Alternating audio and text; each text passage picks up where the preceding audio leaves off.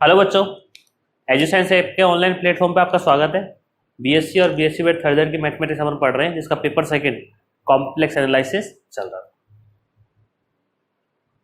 आपको मैं काफ़ी बार बता चुका हूं कि अपने पास सारे बैचेज रनिंग में हैं, 12th का, फर्स्ट ईयर का, सेकेंड ईयर का, थर्ड ईयर का, और आप थर्ड ईयर की क्लासेज रेगुलर ले रहे हैं, बहुत अच्छी बात है। जैसा कि मैंने आपसे पहले भी कहा था कि जब भी क्लास लेने बैठें, प्रॉपर टाइम अपन ने 11 बजे कर रखा है क्लासेस का। आने वाले टाइम में इसको और चेंज करने वाले हैं अपन जल्दी, मॉर्निंग का लेके आएंगे जल्दी। कि सबसे मैं यही कहना चाहूँगा कि क्लासेज को प्रॉपर देखें, तरीके से देखें और अच्छे से देखें।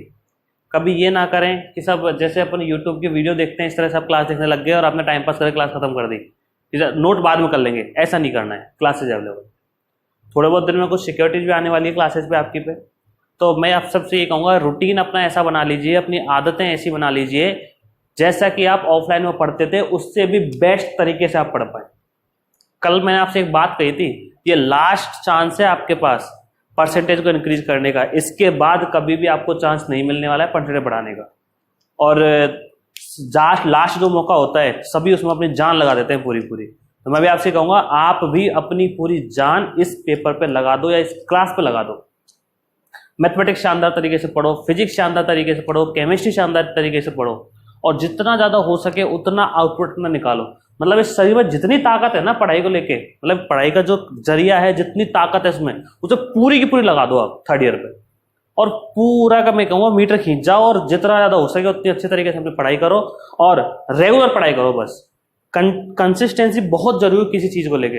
यदि रेगुलर आपकी पढ़ाई चल रही है, वीक में 7 डेज होते हैं, आप 6 डेज कंटिन्यू पढ़ रहे हैं, 5 डेज में भी कंटिन्यू पढ़ रहे हैं, तो बहुत बड़ी बात है। एक दिन का गैप लेके आप रिवीजन कर सकते हैं, संडे का गैप लेके कोई और दिन। आने वाले टाइम में कोशिश ये की जा रही है कि आपकी क्लासेस संडे को भी आए, एक भी दिन आपका मिस नहीं किया जाए, क्योंकि आप 24 आवर्स में से 1 आवर की क्लास तो इजीली देख सकते हैं। और मैं आपसे पहले भी कह चुका हूँ, अभी बस कुछ दिनों की बात और है, फिर आपकी प्रॉपर क्लासेस वही 1 आवर की आने लग जाएंगी। लेकिन जो अपनी 40 मिनट की क्लास है ना, वो भी 1 आवर की क्लास के बराबर है ऑफलाइन की, और जो 1 आवर की आएगी वो तो 2 आवर के बराबर हो जाएगी। मतलब 1 घंटे क्लास 2 घंटे क्लास बराबर हो जाएगी। लेकिन अभी क्या है, बच्चे एडमिशन ले रहे हैं, जुड़ रहे हैं अपने पास धीरे धीरे, तो सभी चीज़ों को ध्यान में रखते हुए, कुछ आप भी जो पुराने मुझसे पढ़े हो उनको कोई दिक्कत ही नहीं है, लेकिन जो नए बच्चे जुड़ रहे हैं उनको कम्युनिकेट करने में, मुझसे जुड़ने में थोड़ा टाइम लगेगा। और जब एक दिन ऐसा आएगा, कुछ दिनों की बात है बस, कुछ दिनों में जब अपने लेक्चर्स कंप्लीट होंगे, कुछ चीज़ें मान लो फर्स्ट यूनिट कंप्लीट होगी, तो आप मुझसे इतना ज़्यादा कांटेक्ट में आ जाएंगे, इतना ज़्यादा आप कम्युनिकेशन अपना अच्छा हो जाएगा कि मेरी एक एक बात आपको बिल्कुल प्रॉपर तरीके से समझ में आएगी, आपको बिल्कुल दोबारा सुनने की जरूरत ही नहीं पड़ेगी। बस सबसे ये कहना चाहूँगा, ज़्यादा से ज़्यादा अपने फ्रेंड्स को जोड़ो, शेयर करो चीज़ों को, और अच्छे से अपनी पढ़ाई करो। चलिए आगे बढ़ते हैं। लास्ट जो अपना टॉपिक था, इसमें अपन ने लगभग जो आपके सिलेबस के टॉपिक थे, इस हाफ पार्ट है ये एनालिटिक फंक्शन का। ये कैसा पार्ट है? हाफ पार्ट है। इस हाफ पार्ट के जितने पॉसिबल टॉपिक थे वो सारे टॉपिक हो चुके हैं। अब उनसे रिलेटेड कुछ एक्स्ट्रा क्वेश्चंस अपने रह गए, कुछ 1-2 थ्योरम्स अपनी रह रही हैं। अब उनको अपन को रैंडमली देखना है, ठीक है। मतलब जो चीज़ ईजी थी उसको अपन ने उठाया था बेसिक लेवल को, कि ईजी, उससे टफ, उससे टफ, उससे टफ, उससे टफ, अपन आगे बढ़ते गए। और अब जो है रैंडमली जो चीज़ें रह गई हैं उनको अपन कवर अप कर लेते हैं। तो देखिए आगे एग्जाम्पल डिस्कस करेंगे अपन, देखिएगा ध्यान से। एग्जाम्पल 3.10.11 है। ये आपसे कह रहा है कि यदि f z equal to x q y, Y minus iota x, x की पावर 6 प्लस वाई स्क्वायर, ये जेड नॉट इक्वल टू 0 के लिए वैल्यू है। जेड नॉट इक्वल टू 0 है, जेड 0 नहीं है, तो ये वाली वैल्यू काम में लेनी है। और जेड 0 है तो फंक्शन की वैल्यू कितनी? 0। सिद्ध करिए F z minus f zero upon Z, F z minus f zero upon Z tend करेगा किसकी ओर? 0 की ओर। बहुत ध्यान समझना ना, इस लाइन में बहुत सारे रहस्य छुपे हुए हैं, समझ नहीं है बस, कि F z minus f zero upon Z tend करेगा किसकी ओर? 0 की ओर। जैसे किसी ध्रुवांतर रेखा जेड टेंड्स टू 0, मतलब यदि जेड 0 की ओर टेंड करेगा तो F z minus f zero upon Z भी किसकी ओर टेंड करेगा? 0 की ओर टेंड करेगा, ठीक है। सुनिएगा, परंतु यह सत्य नहीं है कि यदि जेड किसी भी मार्ग से मूल बिंदु के निकट आए। कि कहना क्या चाह रहा है कि एक्चुअल में आपसे ये कहना चाह रहा है, अब क्वेश्चन पे तो ध्यान दो मत, मेरी वर्डिंग सुनना जो मैं कहने वाला हूं, है ना, बहुत ध्यान सुनिएगा। एक फंक्शन दे रखा है आपको एफ जेड, ठीक है, जो किस पे डिफाइन है? जेड नॉट इक्वल टू 0 पर। यदि जेड इक्वल टू 0 हो तो फंक्शन की वैल्यू कितनी है? 0 है फलन की वैल्यू, ठीक है। क्वेश्चन आपसे ये कह रहा है कि जेड टेंड्स टू यदि 0, मतलब जेड यदि मूल बिंदु की ओर अग्रसर होता है, जेड यदि मूल बिंदु की ओर अग्रसर होता है, जेड टेंड्स टू जीरो होता है, तो F z minus f zero upon Z भी किसकी ओर टेंड करेगा? जीरो की ओर टेंड करेगा, किसी ना किसी एक रास्ते के लिए, किसी ना किसी एक रास्ते के लिए। मतलब F z minus f zero upon Z जो है वो जीरो की ओर टेंड करेगा किसी ना किसी रास्ते के लिए। लेकिन अपन ऐसा नहीं कह सकते कि अपन किसी भी रास्ते से चले जाएं तो हमेशा वैल्यू सेम आएगी। हमेशा वैल्यू क्या आने वाली है कि वो हमेशा ही जीरो की ओर टेंड करेगा। कौन? ये जो पद लिखा हुआ है। सिंपल फंडा, जेड जीरो की ओर टेंड कर रहा है, यदि किसी रास्ते से जाओगे तो ये भी जीरो की ओर टेंड कर जाएगा, लेकिन हर रास्ते से जाने पर ये जीरो की ओर टेंड नहीं करेगा। ये प्रूव करना है अपन को। बात क्लियर आ गई कि मतलब हो सकता है किसी एक आध दो रास्ते से जाने पर जीरो की ओर टेंड कर जाए, लेकिन हर रास्ते से ये जीरो की ओर टेंड करे ये कहना आवश्यक नहीं है, या फिर ये कहना जरूरी नहीं है, या फिर ये सत्य नहीं है। क्लियर हो गई बात? कॉन्सेप्ट क्लियर हो गया? ठीक है। प्रूफ कैसे करना है उस पर फोकस करेंगे। क्या जेड इक्वल टू जीरो पर फलन विश्लेषिक है? यदि भैया अलग अलग रास्ते से जाने पर वैल्यू अलग अलग आ जाए, मतलब सेम वैल्यू आपको नहीं मिल रही है अलग अलग रास्ते जाने पर, तो विश्लेषिक तो वैसे ही नहीं होता। वो पढ़ रखा है ना अपन पहले, अवकलज का जो फॉर्मूला था डेरिवेटिव का, जो लिमिट निकलती थी, यदि अलग अलग रास्ते से जाने पर लिमिट अलग अलग आ जाए तो वो तो वैसे ही डेरिवेटिव डिफाइन नहीं होता था उसका, मतलब अवकलनीयता परिभाषित नहीं होती थी, अवकलज विद्यमान नहीं होता था, अस्तित्व नहीं था, तब क्या कहते थे? विश्लेषिक नहीं है। तो बस पहले इस पर फोकस करेंगे, ये फॉर्मूला वही है, F z minus f zero upon Z, किसका? अवकलज का फॉर्मूला। ठीक है, चलिएगा। तो सबसे पहले कि यहां मुझे चाहिए क्या? जेड को जीरो क्यों टेंड कराना है? ये लीजिए, limit z tends to zero f z minus f zero upon कितना है? जेड में ले लिया। अच्छा, ये आपको दिया हुआ है ही एफ जेड। अच्छा, जेड कितना होगा कि sir Z X plus iota Y होगा। वैल्यू पुट करते हैं अपन एक बार, चलते जाओ। तो आप लिखोगे limit z tends to zero one upon x plus iota y, इसके लिए ब्रैकेट में पूरा का पूरा एफ जेड कितना है कि sir X cube Y, Y minus iota X upon X की power 6 plus Y square, minus कितना है? जीरो। क्लियर हो गया? ठीक है, चलते जाओ आगे। अच्छा, सुनते जाओ।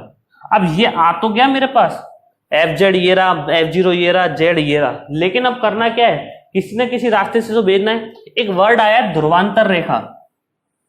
क्या वर्ड आया? ध्रुवांतर रेखा। इसके दो नाम और होते हैं, इसको आप पोलर लाइन भी बोल सकते हो, एक इसका दूसरा नाम है रेडियस वेक्टर। इंग्लिश वर्ड है ये दोनों।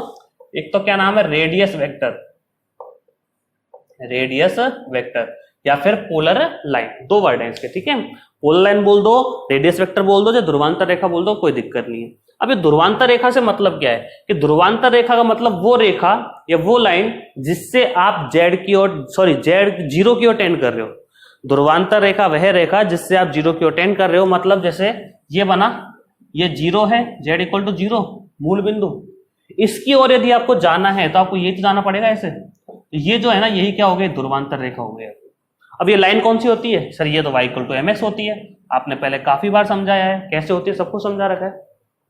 चलो, अब जेड जीरो की ओर टेंड तो कर रहा है, लेकिन उसने ये कहा है कि किसी न किसी रास्ते से जाओगे तो हो सकता है ये भी जीरो की ओर टेंड कर जाए, लेकिन हर रास्ते के लिए जीरो की ओर टेंड करे ये जरूरी नहीं है। यही हमें प्रूव करना है। तो चलो पहले तो अपन वो रास्ता ढूंढ से जिससे ये जीरो की ओर टेंड करे। ठीक है, एक चीज और सुनो, y equal to m x रास्ता यही तो होगा। ध्रुवांतर रेखा जिसको देखा जाए तो y equal to m x होगा, और ये काफी बार ली जाती है। तो अपन इसी रास्ते लिए देखते हैं कि माना मार्ग या पथ, कौन सा पथ? y equal to m x के लिए जो z है वो टेंड करे किसकी ओर? जीरो की ओर।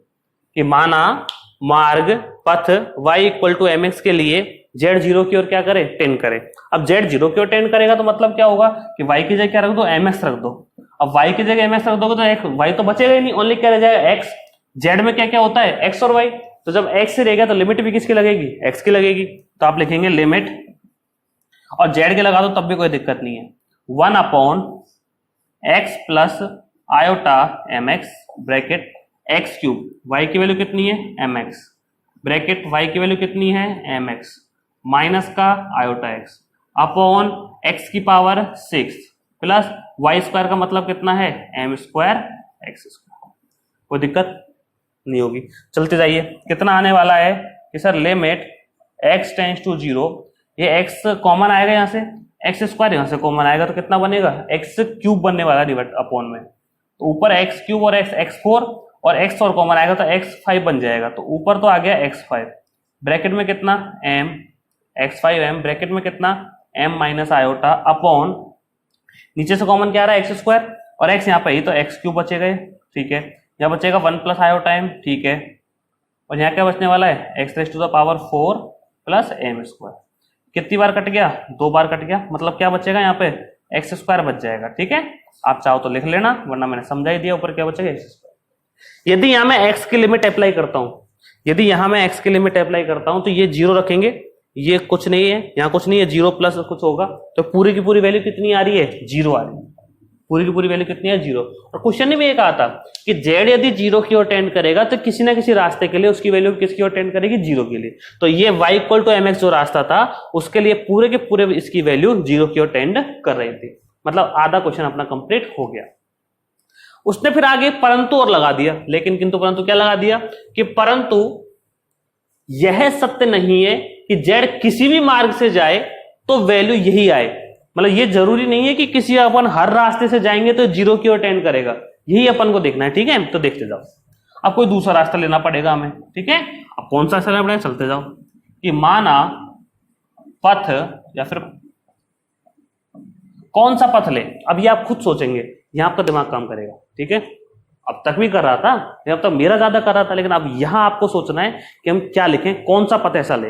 और ध्यान रखिएगा y x equal to 0, y equal to 0 और y बराबर mx, इन 3 पथ के अलावा यदि आप कोई चौथा पथ उठाते हो किसी क्वेश्चन में तो वो आपको ऐसा लेना है जिससे कैलकुलेशन इजी हो, और जो आपके पास लिखा हुआ है या जो आपके पास फंक्शन है जिसमें आप लिमिट अप्लाई करने वाले हो वो सॉल्वेबल हो जाए, बिगड़े नहीं उसकी कंडीशन कि सर हम तो कुछ भी ले लेंगे, कुछ भी ले तो लो, कोई दिक्कत वाली बात नहीं है, लेकिन कुछ भी में भी आपको ऐसा लेना है कि चीजें सॉल्व हो। हमारा टारगेट चीजों को सॉल्व करना है, क्वेश्चन को सॉल्व करना है, ना कि उसे बिगाड़ना। तो आपको कोई ना कोई ऐसा रास्ता लेना पड़ेगा या y इक्वल टू ऐसा कुछ लेना पड़ेगा जिससे क्वेश्चन आपका सॉल्व हो, मतलब बिगड़े नहीं। तो क्वेश्चन है क्या मेरा, इधर क्वेश्चन जो है ना वो मेरा ये है, ये अपना अपना क्वेश्चन है पूरा का पूरा, ठीक है। अब इसमें ऐसा क्या रखा जाए y की जगह, इसमें y की जगह ऐसा क्या रखा जाए या कौन सा ऐसा पथ लिया जाए जिससे ये सॉल्व हो जाए, कौन सा ऐसा पथ लिखे लिया जाए जिससे सॉल्व हो जाए, ठीक है। सुनिएगा ध्यान से, देखो सॉल्व होने का सबसे सिंपल जो तरीका सिखाता हूं, देखो ना, जो बटे में है ना उसको फोकस करना हमेशा, क्योंकि दिक्कत हमेशा बटे वाला ही करता है, बटे में 0 आती तभी दिक्कत होती है। तो हमेशा जो अपॉन में लिखा हुआ है ना इस पे फोकस करो, ठीक।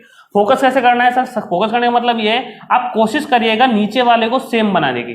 पिछले क्वेश्चन में हमने यही किया था, लेकिन वहां मैंने ये वाली बताई नहीं थी आपको, अब बता रहा हूं कि जो अपॉन में है आप फोकस करिए उसको सेम करने का। अच्छा, y की जगह यदि x क्यूब लिख दिया जाए, y की जगह क्या लिख जाए x क्यूब, तो x क्यूब का स्क्वायर करोगे क्या होगा, x की पावर 6, दोनों सेम होंगे, 2x की पावर 6 आएगा, मतलब 2 टर्म की एक टर्म बन जाएगी, 2 टर्म की क्या बन जाएगी, एक, और कटने के चांसेस बनेंगे। यहां भी लिखोगे x cube into x cube, x की पावर 6, x की पावर 6 से x की पावर 6 कट जाएगा, तो कोई ना कोई रास्ता तो बन रहा है। तो माना पथ y इक्वल टू, आप कुछ भी ले सकते हैं, लेकिन फिर से कह रहा हूं लेना वही जिसे सॉल्व हो, ये बिगड़े नहीं, ठीक है। z टेंड्स टू 0, मतलब जब z 0 की ओर टेंड कर रहा है तो y equal to x cube पथ के हिसाब से आ रहा है, और पथ क्या है, ये वक्र है कोई ना कोई, ठीक है। चलते जाओ, तो इधर क्या लिखोगे, limit z tends to 0 f z minus f0 upon z equal, यही तो था पूरा का पूरा। अच्छा, लिमिट z टेंड्स टू 0 तो x रह जाएगा only, limit x tends to 0 1 upon x plus iota y, x की जगह तो x, आयोटा y की जगह आयोटा x क्यूब, क्लियर। अच्छा सुनो, x cube into x cube, x की पावर 6, ठीक है, ब्रैकेट में कितना x cube minus iota x upon कितना आने वाला भाई, x की पावर 6 प्लस x की पावर 6, मतलब 2x की पावर 6, इससे कट गया, तो आपके पास बना लिमिट x टेंड्स टू 0, ऊपर कॉमन कितना आ रहा है x, अंदर बनेगा x स्क्वायर माइनस आयोटा, नीचे कॉमन कितना आ रहा है x, अंदर बनेगा 1 plus iota x square, x cut गया, एक्स की जगह क्या रखोगे 0, तो ये बनेगा माइनस का आयोटा अपॉन 1, भाई 0 माइनस आयोटा और 1 प्लस 0 तो 1, तो ये कितना आने वाला है, माइनस का आयोटा, ठीक है। इसमें यहां पर 2 था ना साथ में, तो ये 2 भी रहेगा अपने पास, तो कितना आ गया, ये माइनस का आयोटा अपॉन 2 आ गया। अब वैल्यू जो पहले आ रही थी, पहले था 0 आ रही थी, जब अपन किस रास्ते से गए, y इक्वल टू mx से, और अब हम किस रास्ते से जा रहे हैं, y equal to x cube से, तो इसकी वैल्यू कितनी आ रही है, -1/2, क्या वैल्यू अद्वितीय आ रही है, सिंगल वैल्यू आ रही है, अकेली नहीं आ रही, दो अलग अलग वैल्यू आ रही है ना, तो फिर एक लाइन लिखेंगे यहां लिमिट की वैल्यू बोल दो, चाहे रास्तों की वैल्यू बोल दो, चाहे इस पूरे की वैल्यू बोल दो, इक्वल नहीं। ये तो कहा था कि परंतु सत्य नहीं है कि जेड किसी भी मार्ग से आए तो हमेशा ये होगा, मतलब जेड किसी भी रास्ते से आए तो लेकिन हमेशा ये होगा, जरूरी नहीं है कि ये जीरो की ओर टेंड करे, कि एक रास्ता ऐसा मिल गया y इक्वल टू एम जिससे जीरो की ओर टेंड कर गया, एक रास्ता ऐसा मिला जिससे माइनस आयोटा y2 आ रहा है, मतलब जीरो की ओर टेंड वो नहीं कर रहा है, मतलब ये नहीं कर रहा है जीरो टेंड। जेड तो जीरो की तरफ जा ही रहा है, मतलब अपन तो जीरो की तरफ जा रहे हैं, लेकिन ये जीरो नहीं आ रहा। इसने ये कहा था कि जब अपन जीरो की तरफ जाए तो ये जीरो आ रहा है हर बार, नहीं, हम तो जीरो की तरफ जा रहे हैं लेकिन ये जीरो हर बार नहीं आ रहा है। तो ये अपने पास पूरा पूरा आ गया। तो यहां आप एक लाइन लिखेंगे ध्यान से कि यहां ये तो डायरेक्ट लिख देना, लिमिट की वैल्यू सेम नहीं है, लिमिट का मान समान नहीं है, और जब लिमिट का मान समान नहीं है तो अवकलज का अस्तित्व नहीं है, तो अवकलज का अस्तित्व नहीं है। और भाई साहब जब अवकलज का अस्तित्व नहीं है ना तो विश्लेषित तो होना ही नहीं है। अतः function f z z equal to 0 पर विश्लेषिक नहीं है। अच्छा कोई मुझे एक बात बताएगा थोड़ा सा सोच के कि जेड इक्वल टू 0 कहाँ यूज आया कि सर आपने जेड इक्वल टू 0 तो कहीं यूज ही नहीं किया। सोचो कहाँ यूज किया मैंने, इसमें कर भी लिया मैंने, हो भी गया यूज और आंसर भी निकल गया। सोचो फॉर्मूला क्या था कि limit z tends to 0 f z minus f z 0। याद कीजिए एफ डे जेड 0 फॉर्मूला क्या था, limit z tends to 0 f z minus f z 0 upon z minus z 0। बात चल रही मूल बिंदु की जेड बराबर 0 की, तो कितना आएगा कि sir f dash 0 equal to limit z tends to 0 f z minus f 0 upon z minus 0। यही फंक्शन क्वेश्चन ने पहले से बना के दे रखा है, मतलब उसने पहले से इसका डेरिवेटिव दे रखा था, पहले से इसका अवकलज दे रखा था, और उस अवकलज की वैल्यू अलग अलग आ रही है, यहां अलग आ रही है वहां अलग आ रही है, अद्वितीय नहीं है। जब अद्वितीय नहीं है, लिमिट का मान समान नहीं है, आप लिख देना अद्वितीय नहीं है, तो आप क्या कह दोगे कि विश्लेषित भी नहीं है। समझ में आ गया होगा, फिर से देख लेना एक बार, कोई दिक्कत नहीं है, कोई डाउट हो पूछ लेना, बाकी बढ़ते हैं अपन आगे, नोट करिए।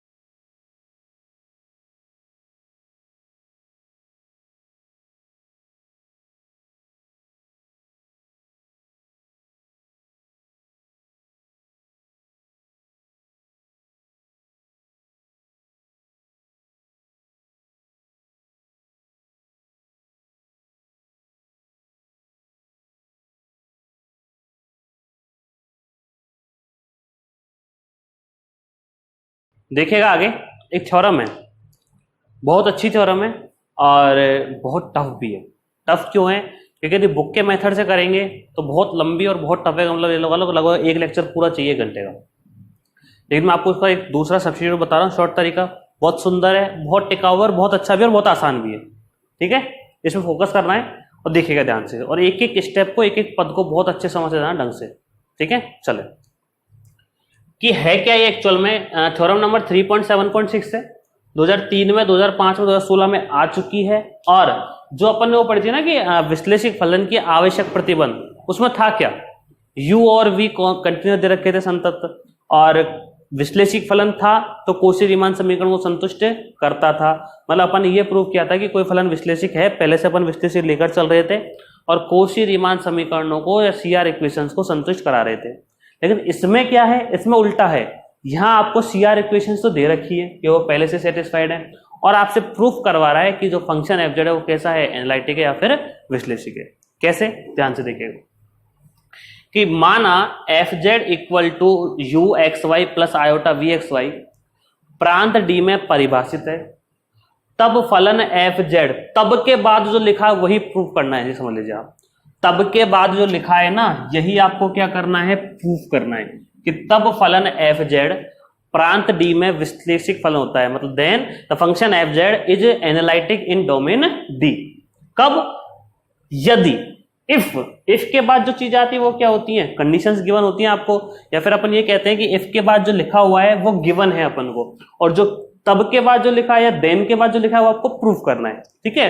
तो यदि u x y and v x y, u वाला और वी वाला के प्रथम कोटि के आंशिक अवकलज, the first order derivative of u and v, मतलब यू और वी के प्रथम कोटि के आंशिक अवकलज प्रांत डी के प्रत्येक बिंदु पर संतत है, मतलब del you upon del X और del we upon del X, del you upon del X, del you upon del Y, del we upon del X, del we upon del Y, ये हो गए प्रथम कोटि का आंशिक अवकलज, ठीक है, किसके, यू के और वी के, प्रांत डी के प्रत्येक बिंदु पर संतत है, मतलब कंटिन्यूस है ये प्रांत डी के प्रत्येक बिंदु पर, तथा सीआर इक्वेशन को क्या करते हैं, सेटिस्फाई करते हैं प्रत्येक बिंदु पर।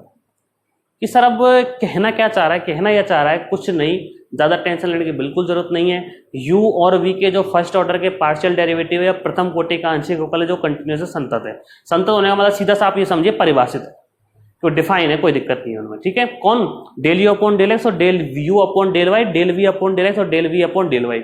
एक छोटा सा दिमाग आप लगाएंगे, जब del you upon del X परिभाषित है, del you upon del Y परिभाषित है, del we upon del X और del we upon del Y, ये चारों परिभाषित है, इसका मतलब क्या हुआ कि यूके और वी के जो डेरिवेटिव है या यूके और वी के अवकलज है वो परिभाषित है, यू और वी के अवकलज जो है वो संतत है, वो परिभाषित है। अब यू और वी कुछ अपने आप में अलग थोड़ी है, यू और वी से मल के क्या बना है, फंक्शन एफ जेड।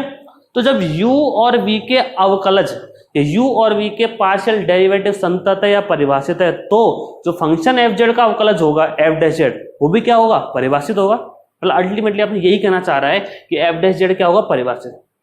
तो अब दो बातें आ गई, गिवन क्या है, दिया क्या है कि यू और वी के प्रथम कोटि का आंशिक अवकलज क्या, प्रांतीय प्रतिबंधों संतत है, कंटिन्यूस है, और क्या दे रखा है, सीआर इक्वेशन सेटिस्फाई हो रही है। प्रूफ क्या करना है कि फंक्शन एफ जेड क्या है, विश्लेषिक है। फंक्शन एफ जेड क्या प्रूव करना है आपको, विश्लेषिक या फिर एनालिटिक प्रूव करना है। अब एनालिटिक प्रूव होता कैसे, बताओ, एनालिटिक कैसे प्रूव होता है कि सर एनालिटिक ऐसे प्रूव होता है कि जो भी आप निकालते हैं फंक्शन का डेरिवेटिव, जो फलन एफ जेड का जो अवकलज निकालते हैं वो सिंगल वैल्यूड होना चाहिए, एक मानी, वो यूनिक होना चाहिए, एग्जिस्ट करना चाहिए, और जेड के जरिए किसी भी रास्ते से चले जाएं, मतलब जेड टेंड टू जीरो लिखा रहे, तो किसी भी रास्ते से यदि अपन जीरो की ओर टेंड करें या किसी भी मार्ग से अपन जावें तो हर बार वैल्यू क्या आवे, सेम आवे।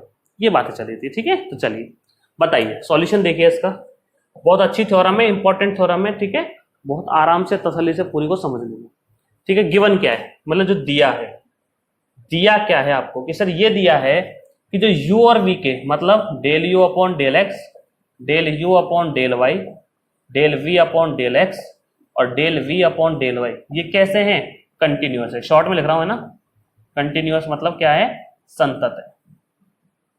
सीआर इक्वेशन सेटिस्फाई हो रही है, पहले से लिख ही रहा है कि सीआर इक्वेशन भी क्या होते हैं, सेटिस्फाई। टू प्रूव, प्रूफ क्या करना है कि सर जो प्रूव है ना, टू प्रूव ये है कि फंक्शन एफ जेड क्या होना चाहिए, प्रांत डी में विश्लेषिक होना चाहिए, कि जो फंक्शन एफ जेड है वो कैसा प्रूव करना है, एनालिटिक, मतलब विश्लेषिक। ये बात आपको यहां तक क्लियर हो गई होगी। कैसे करेंगे, अब बहुत आराम से बहुत तसल्ली से समझते जाना, क्योंकि जितनी अच्छी है उतनी बेकार है, ठीक है, देखते जाओ। चलिए प्रूफ देखिए इसका। अच्छा सुनो, एनालिटिक या विश्लेषिक प्रूफ करने का मतलब थोड़ी देर पहले बताया मैंने कि उसका जो अवकलज है एफ डैश जेड, उसका जो अवकलज है एफ डैश जेड या उसका जो पार्शियल डेरिवेटिव है एफ डैश जेड, वो डिफाइन होना चाहिए ना, वो यूनिक होना चाहिए, एग्जिस्ट करना चाहिए, और कभी भी उसकी वैल्यू किसी भी रास्ते चले जाओ अलग अलग नहीं आनी चाहिए, ये कहना चाह रहा है वो, ठीक है। तो चलिएगा यहाँ देखिए, मैं एक चीज उठा रहा हूँ, खुद ही ले रहा हूँ मन से, let f z plus delta z minus f z, इसको लेके चल रहे हैं अपन। इसमें अपॉन में जेड आना चाहिए था, सारी चीज अपने आप आ जाएगी, टेंशन लाना है, डेल्टा जेड आ जाएगा अपॉन में, चलते जाओ। अच्छा f z plus delta z क्या बनेगा, एफ जेड यदि यू प्लस आयोटा वी है, मैं यहां लिख देता हूं, सिंस एफ जेड यदि यू प्लस आयोटा वी है, मतलब u x y plus iota v x y. तो मुझे बताइए f z plus delta z क्या होगा, कि सर x में भी थोड़ा सा बढ़ा देंगे और y में भी थोड़ा सा बढ़ा देंगे, iota v x plus delta x comma y plus delta. इस तरीके का सिस्टम दोनों में हो जाएगा। मतलब जब भी अपन लिखने लगेंगे F z plus delta Z, तो थोड़ा सा एक्स में बढ़ा दो, थोड़ा सा वाई में, चेंज हो जाएगा दोनों में ना। तो इन दोनों को यदि माइनस किया जाए तो क्या बनने वाला है कि सर ये बनेगा u x plus delta x comma y plus delta y minus plus iota v u plus x plus delta x comma y plus delta Y. ये आ गया। माइनस का लगेगा sign f z u plus iota v, तो u यहां लिख देता हूं माइनस का साइन, लिखते जाओ कोई दिक्कत नहीं, u x comma y minus iota v x comma y. या तो कोई दिक्कत, चलते जाओ। अब इस स्टेप पे आप एमटीआर लगा लेना, क्योंकि एक नई चीज ऐसी इंट्रोड्यूस कर रहा हूं इसमें मैं, जो आपको बहुत ज्यादा काम आने वाली है। कैसे, देखते जाइए कि u x plus delta x हमारे पास लिख रहा है और y प्लस डेल्टा वाई आपके पास लिख रहा है। इसको ऐसे कोई सा डेल्टा मान लो, कोई फर्क नहीं पड़ रहा, ठीक है। इसमें मैं एक काम कर रहा हूं कि u x plus delta x या x comma y plus delta y add minus कर दिया और यही मैंने प्लस कर दिया। क्यों किया उसका रीजन आपको थोड़ी देर में अभी समझ में अपने आप आ जाएगा, टेंशन ना लो, ठीक है। उसके बाद कितना है, फिर उसके बाद है माइनस का यू एक्स कॉमा वाई, और ये v वाला पूरा का पूरा, इसमें से आयोटा का कॉमन ले लेंगे अपन। सर इसमें से आयोटा कॉमन ले लीजिए, अंदर बचने वाला है कितना, यहां ही लिख दूं इसको मैं, प्लस का आयोटा मैंने कॉमन ले लिया, अंदर बचने वाला है v x plus delta x comma y plus delta y. वही इसमें भी सब्ट्रैक्ट करो और एडिशन करो। किसका कि सर सब्ट्रैक्ट कर दिया अपन ने किसका कि v x comma y plus delta Y, और इसी का addition v x y plus delta Y, और माइनस कितना v एक्स कॉमा वाई। इस तरीके से आपके पास ये पूरा का पूरा लिखा हुआ है। मतलब मैंने क्या किया कि u x plus delta x y plus delta y, इसका मैंने जोड़ा, इसको मैंने घटाया, इसी को जोड़ा इसको घटाया, और यहाँ पर v वाले में भी इसको जोड़ा इसको घटाया। क्यों कर रहे हैं, रीजन आपको लास्ट में अपने आप समझ में आ जाएगा, टेंशन ना ले। अब एक बार इसको नोट कर लीजिए, फिर अपन आगे बढ़ते हैं।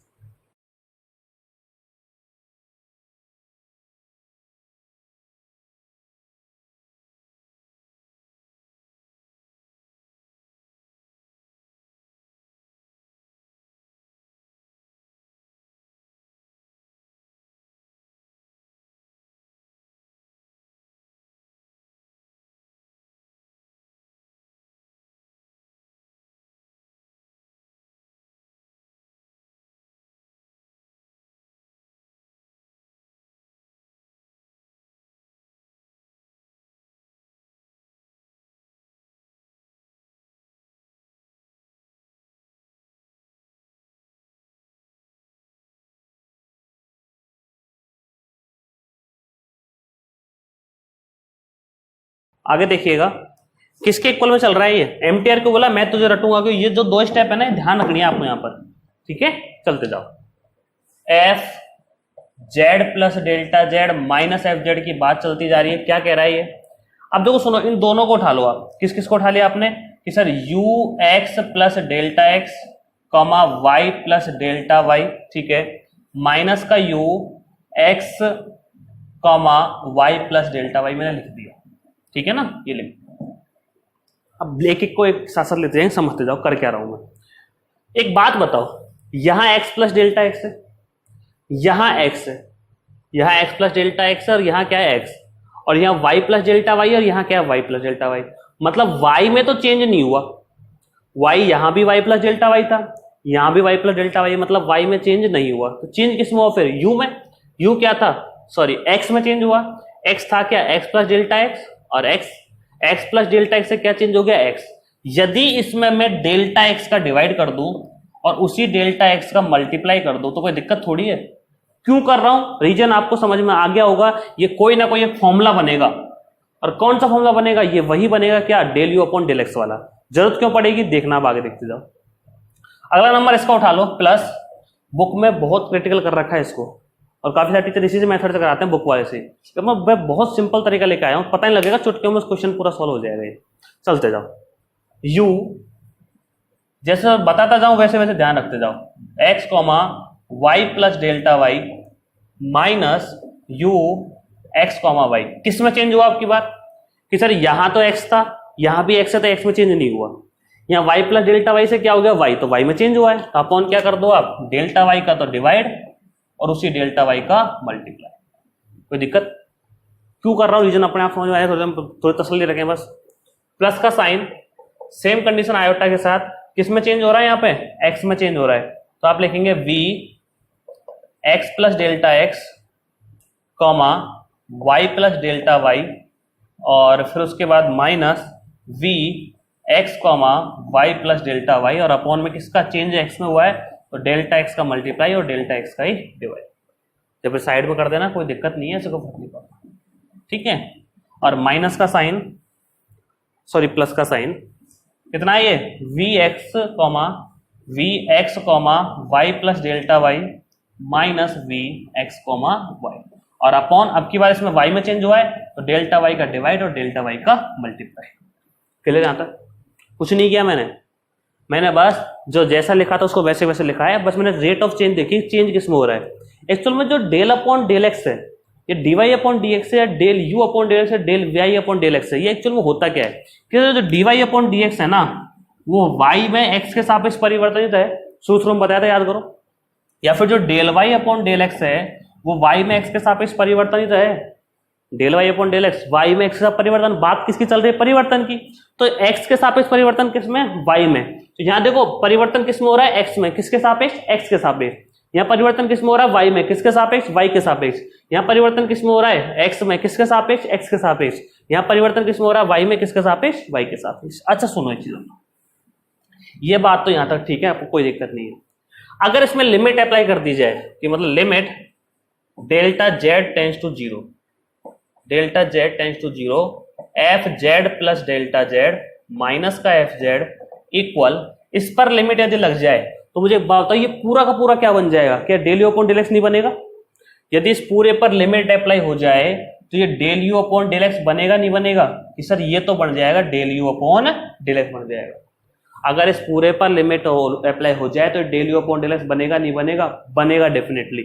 या फिर आप बिना लिमिट अप्लाई करे भी इसको लिख सकते हैं, उसके बाद अपन देख लेंगे इसको, ठीक है। तो देखिए आगे इसको लिखेंगे अपन, वही limit delta Z tends to zero, ठीक है, देखते जाओ। तो डेल्टा एक्स तो रहेगा बार, कोई दिक्कत नहीं है, ये लो डेल्टा एक्स लिख दिया मैंने, इनटू ये पूरा का पूरा क्या बन गया, del you upon del x. बना के नहीं बना भाई, यू में कर चेंज हो रहा है, किसके रेस्पेक्ट से हो रहा है, एक्स के रेस्पेक्ट में, और एक्स ही चेंज हो रहा है। यू में, यू के एक्स में बदलाव हो रहा है, यू के एक्स में परिवर्तन हो रहा है, किसके सापेक्ष हो रहा है, एक्स के सापेक्ष। तो क्या बन गया, डेल यू अपॉन डेल। और याद करो फॉर्मूला लिखाया भी था, बहुत सारे क्वेश्चन सोल्व कराए इससे। अच्छा प्लस का साइन लग जाएगा, यहाँ डेल्टा वाई आ जाएगा, इनटू ये पूरा का पूरा वाई के रेस्पेक्ट में हो रहा है तो del you upon del y हो जाएगा, कोई दिक्कत वाली बात नहीं है, ठीक है।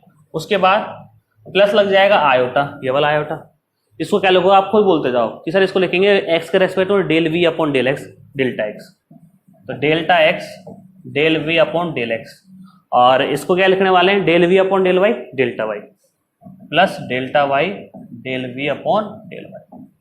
इस तरह से आपके पास ये पूरा का पूरा आ चुका है। अच्छा आगे बढ़ते जाओ कि limit delta Z tends to zero. अच्छा इधर क्या बनेगा, देखो del you upon del x ये रहा और del you upon del Y ये रहा। अब इनको अपन कोशी रीमान इक्वेशन से चेंज करेंगे, क्योंकि हमें बनाना भी था, पूरा पूरा लेके भी तो आना है। तो आप जानते हैं सी आर इक्वेशन से क्या होता है कि delta X dot del you upon del X minus delta Y, ये बन जाएगा del we upon del X. होता ही नहीं होता है कि del you upon del Y equal to minus का del we upon del x, plus का आयोटा साइन, बस देखते जाइए आराम से। इसको लिखोगे क्या, del we upon del x plus delta Y, ये क्या बन जाता है del we upon del Y, जैसे del we upon del Y जो बन जाता है del you upon del x. ये del you upon del X की वैल्यू क्या होती है, del we upon del Y, value देना by C R equation, by C R equation, ठीक है। चलते जाओ, तो ये बना limit delta Z tends to zero. अच्छा एक काम करते हैं, इसको हटा देता हूँ, उसका यूज हो चुका है, आपने लिख भी लिया होगा, ठीक है। चलते जाओ, क्या लिखने वाला हूं मैं, अच्छा del you upon del x एक तो ये रहा और एक del you upon del x ये रहा, कॉमन ले लो, तो अंदर क्या बचेगा कि सर यहां बचेगा डेल्टा एक्स और प्लस का साइन आयोटा डेल्टा वाई और बाहर कितना del you upon del x. ठीक है, एक del we upon del x ये रहा, एक del we upon del x ये रहा। तो आपने क्या किया कि del we upon del x common ले लिया, तो माइनस का डेल्टा वाई बचेगा, प्लस का आयोटा डेल्टा एक्स बचेगा और del we upon del x बाहर कॉमन हो गया। कोई दिक्कत नहीं, चलते जाओ। ये बन गया limit delta Z tends to zero, इसको क्या बोलते हैं, इसको डेल्टा जेड बोलते हैं, into del you upon del x plus, sir इसको क्या बोलते हैं, कुछ नहीं बोलते, इसको आयोटा साइन कॉमन लो इसमें, क्योंकि डेल्टा एक्स के साथ आयोटा नहीं आना चाहिए। यदि delta x plus iota delta y को डेल्टा जेड बोलेंगे तो डेल्टा एक्स के साथ आयोटा नहीं आना चाहिए। तो आपने आयोटा ले लिया कॉमन, अंदर क्या बचेगा माइनस का 1 अपॉन आयोटा डेल्टा वाई, और 1 अपॉन आयोटा का क्या बोलते हैं अपन, माइनस आयोटा बोलते हैं, तो माइनस माइनस प्लस आयोटा हो जाएगा। तो ये बनेगा delta x plus iota delta Y, और बाहर कितना del we upon del x. ये बनेगा आपके पास limit delta Z tends to zero, delta Z del you upon del x plus iota delta Z del we upon del X. इस तरह का आपका बन चुका है। आगे देखो डेल्टा जेड कॉमन ले लो, तो ये कितना आने वाला है कि सर ये आने वाला है डेल्टा जेड तो बाहर, या फिर एक काम करेंगे डेल्टा जेड को कॉमन लेके इधर ही भेज देंगे, क्योंकि अपन में डेल्टा जेड की जरूरत है फॉर्मूला के अकॉर्डिंग। एक बार नोट कीजिए, फिर अपन आगे बढ़ते हैं।